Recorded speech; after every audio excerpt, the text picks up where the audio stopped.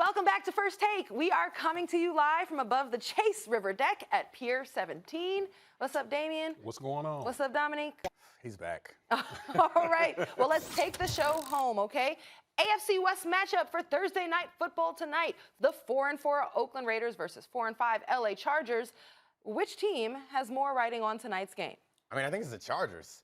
The Raiders have already overachieved. I don't think that their plan had them in playoff contention. And while they're on the fringe of playoff contention right now, it seemed to me that when John Gruden got there, we all laughed at him for some of the decisions he's made and the fact that he's playing kind of like 1990s run and shoot style football with a D-line that can't rush the passer. He's made this team respectable quickly. He's already won for this season. They're gearing up for next year in Vegas. That's when they want to start making their push, when they are in their new fan base. So right now, it's already, they already have their successes this season. They want to keep building, but if they lose tonight, I don't think anyone in that organization is going to be depressed or disappointed with where they've gone, considering the fact that their offseason had all that turmoil with Antonio Brown and all that nonsense. They're a good, a solid, respectable football team. However, before the season started for the Chargers, there were Super Bowl aspirations. They had some injuries that kind of calmed some of that excitement, but there were they definitely thought there were playoff aspirations for their aging quarterback, Phillip Rivers. Their window is right now, and they have a chance, potentially, though they're on a fringe in a weak AFC,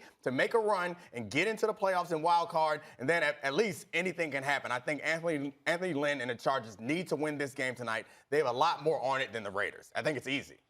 Now, I want to go with the Raiders. I think, listen, it's one thing to talk about house money. I know they're 4-4 and they're probably ahead of where the projection is. But do you think John Gruden cares about thinking about Vegas right now? He's thinking about here and now. Because, if I'm Derek Carr, we know that the Oakland Raiders have ammunition going into next draft if they want to make the choice of going a different direction at quarterback. I think it's really important for the Oakland Raiders to keep this thing going, especially Derek Carr, if he wants to move on with the Raiders to Las Vegas.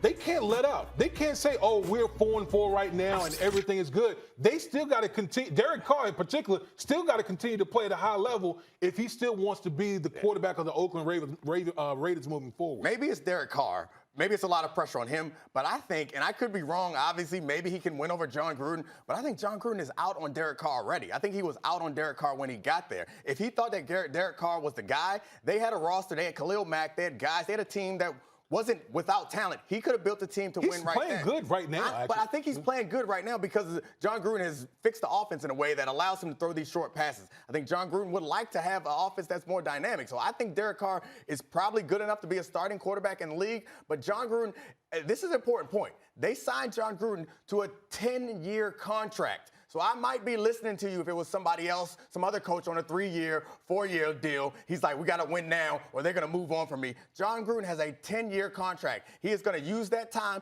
use it wisely. And I think signing a coach to a long contract is probably smart because then he can make decisions that are in the best interest, the long-term interest of that franchise. He's on a 10-year contract. He is not looking to win right now. He's not looking to win with Derek Carr. He is looking to build a good team, a good roster, then insert a young, cheap quarterback. That's what I imagine he's trying to do. So I think he wants to win, obviously, but I think that they're not going to lose any sleep over him not winning this game or this Thursday night game. Well, absolutely. I think every game counts when you think of the Oakland Raiders because, again, not only are we talking about the here and now, we're not projecting, they're going to be good next year because we don't know what next year is going to hold. Right. If you're 4-4, literally you're in second place in the AFC West. Nobody thought you would be in this position.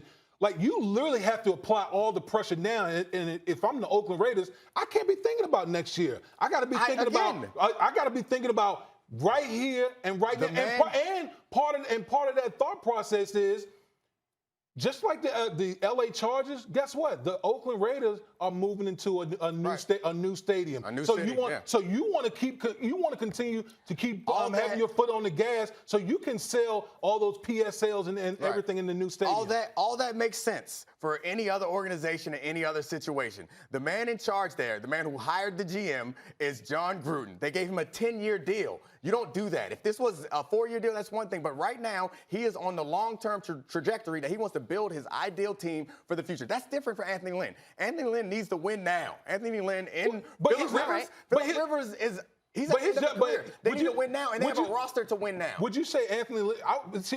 I disagree with that because I don't look at Anthony Lynn as like having bad job security after what he did last year. The expectations matter. Expectations matter. Coming into the season, some people thought they were going to the Super Bowl. If they fall short, that's a disappointment. Coming into the season, some people thought the Raiders may not win 4 games. They already playing with house money going into the next season. I think they just need to be good. They don't need to win tonight. All right, guys, let's move on to another game. All right, things don't get any easier for the 2-6 Browns as they host the 6-2 Bills this week. And when a major topic is the length of your quarterback's mustache, you know things are probably not going so well. So, Dom, will the Browns turn their season around? So last week I said yes because I looked at their schedule and I said, man, the second half of their schedule gets really easy. There are a lot of bad teams on their schedule going forward. But I forgot one important thing. They are also a bad team. So, like, I think that it's potential that they could turn around and get a couple of these wins, but I have no faith in them. This was a team, again, that had high expectations. And I think Damien and I and many of us agreed that they weren't going to be great. I picked the Ravens to win the division. I didn't think that they would win the division, but I didn't think they were going to be bad. I thought they might get a wild card spot or be in contention. They are bad right now, and I think that if the things don't go well, they got 2 games against the Bengals who have no wins. And I don't feel completely confident that they'll win those games. And they're up and down. They had a great game against the Ravens, but a lot of really bad games. I could see this going really bad, and Freddie Kitchens may not be back next season. Well, I think, listen, first of all, I think the Cleveland Browns had a lot of people with fool's gold, in the offseason with all the splashy acquisitions by GM John Dorsey, and then you have a first-year head coach who was a position coach like a calendar year ago. Think about that. Everyone jumped on the Browns bandwagon because they traded for Odell and Baker Mayfield, kind of made the Browns relevant towards the end of the year last year, and then they elevated his offensive coordinator to the head coach. And then look what happened. We always talk about in pro football, coaching matters more so in football than any other sport. Right. And you're seeing it play out with the Cleveland Browns.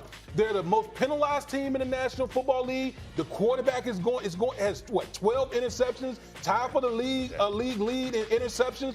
This team just seems dysfunctional, and I don't see them beating the Buffalo Bills this week. Yeah. Buffalo Bills have one of the best defenses in the National Football League, so I think they're going to continue to spiral out of control. This is embarrassing because the problem with this team is the offense. You hired the coach, Freddie Kitchens, in part because your quarterback liked him. You skipped all these steps that normal coaches take where they go from position coach to coordinator for a few years to actually having a successful offense to then getting a head coach. But isn't that that's a part of this new culture that we're seeing now where it was we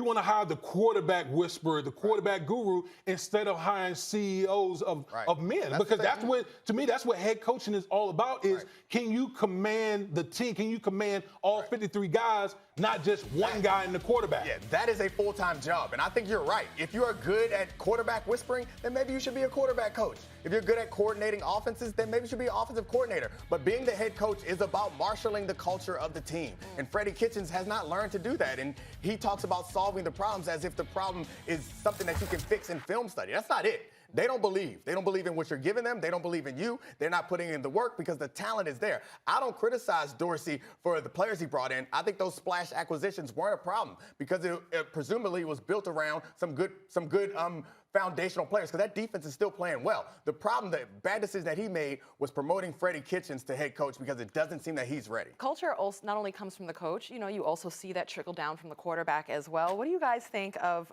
mustache gate, if you will? What do you think about your quarterback changing his facial hair 3 times within the same game day? Oh, I know how you feel. Go ahead. Well, listen, I just think that it's the one thing about the Browns, like when you do these type of stunts, when you're winning, it's cute. Everybody talk about it like everyone's having a good laugh. That would have been stuff of lore if they were winning. Yeah, like if the Browns were 6-2 instead of 2-6, we would all be, like laughing, just that giving Baker. praise, like the Baker, that guy, the bravado, and this guy just gets it. But when you're 2-6, nobody cares. Yeah. That's the problem here. Nobody cares unless the Browns start turning around and winning some games. Yeah. Then it just seems like we're just going to continue to pile on Baker Mayfield and the Cleveland Browns. I mean, it's obvious now because also Freddie Kitchens had the remark where he said, "I don't look at stats." And if Freddie Kitchens, how do you not look at stats? Yeah, if Freddie That's Kitchens, part of the job. If Freddie Kitchens was winning, we would say see, that's a real football guy. He don't got time for stats. He's breaking down film. And if Baker Mayfield were winning, we'd be like, hey, that's so cute, his mustache thing. Like, I still appreciate the fact that he keeps his sense of humor and he keeps it going while he's losing. But I think it's right. There's nothing you can say that people are going to like. You will never have the right answer until you start throwing touchdowns and winning games. And the sooner Baker realizes that, the better off he'll be. Because last week he was complaining about the coverage that he received, saying that sometimes we celebrate his passion and sometimes we criticize his passion depending on what happens on the field. Duh. Like, that's what happens. If you win, you can say and do just about anything. If you lose, everything you say and do is stupid. If you were his teammate or his coach, perhaps even better, his coach, and your team is 2-6, would you want to kind of have your quarterback rein it in, or you want him to still be himself, do the crazy stuff, or do you need to see him not do all the extra stuff and just focus on making our team great? That ain't my concern. I don't believe that him doing the extra stuff impacts the way he plays on the field. I think he's playing poorly because he's playing poorly, not because he's shaving his mustache. So as a coach, I wouldn't be like, hey, stop with the comments, stop with the mustaches. I'd say as long as you are putting in the time and the effort, that's fine. Sooner or later, we'll think that's cute. I don't want to hear it. You need to win. But that's where you stop. Well, I mean, the bottom line is like you shaving your mustache has nothing to do with averaging 12 penalties a game. Shaving your mustache has nothing to do with 12 interceptions that you've thrown throughout the season. So that's what they just need to win. Absolutely. Be you, Baker, and get the W. All right. Tomorrow's show salutes the troops from Davis Monthan Air Force Base in Tucson.